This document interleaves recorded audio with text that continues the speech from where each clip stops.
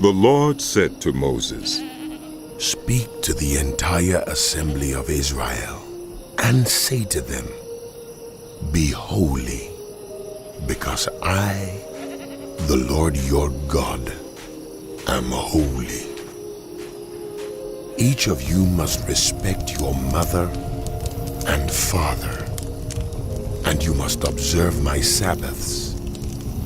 I am the Lord your God. Do not turn to idols or make metal gods for yourselves. I am the Lord your God. When you sacrifice a fellowship offering to the Lord, sacrifice it in such a way that it will be accepted on your behalf. It shall be eaten on the day you sacrifice it, or on the next day. Anything left over until the third day must be burned up. If any of it is eaten on the third day, it is impure and will not be accepted. Whoever eats it will be held responsible because they have desecrated what is holy to the Lord. They must be cut off from their people. When you reap the harvest of your land, do not reap to the very edges of your field or gather the gleanings of your harvest. Do not go over your vineyard a second time or pick up the grapes that have fallen. Leave them for the poor and the foreigner. I am the Lord your God. Do not steal. Do not lie. Do not deceive one another. Do not swear falsely by my name, and so profane the name of your God. I am the Lord. Do not defraud your neighbors or rob them. Do not hold back the wages of a hired worker overnight. Do not curse the deaf or put a stumbling block in front of the blind, but fear your God. I am the Lord. Do not pervert justice.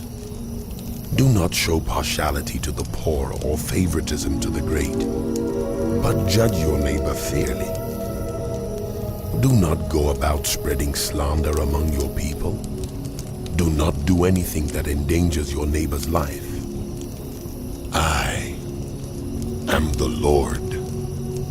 Do not hate a fellow Israelite in your heart. Rebuke your neighbor frankly, so you will not share in their guilt.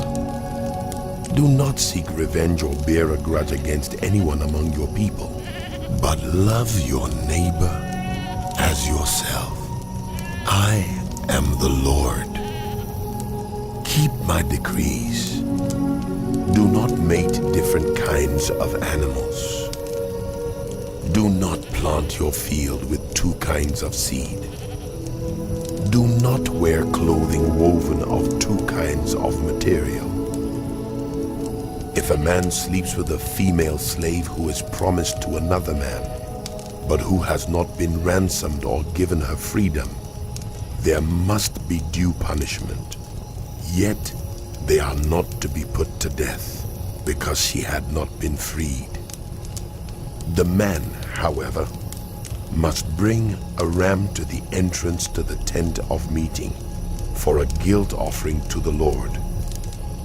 With the ram of the guilt offering, the priest is to make atonement for him before the Lord for the sin he has committed, and his sin will be forgiven.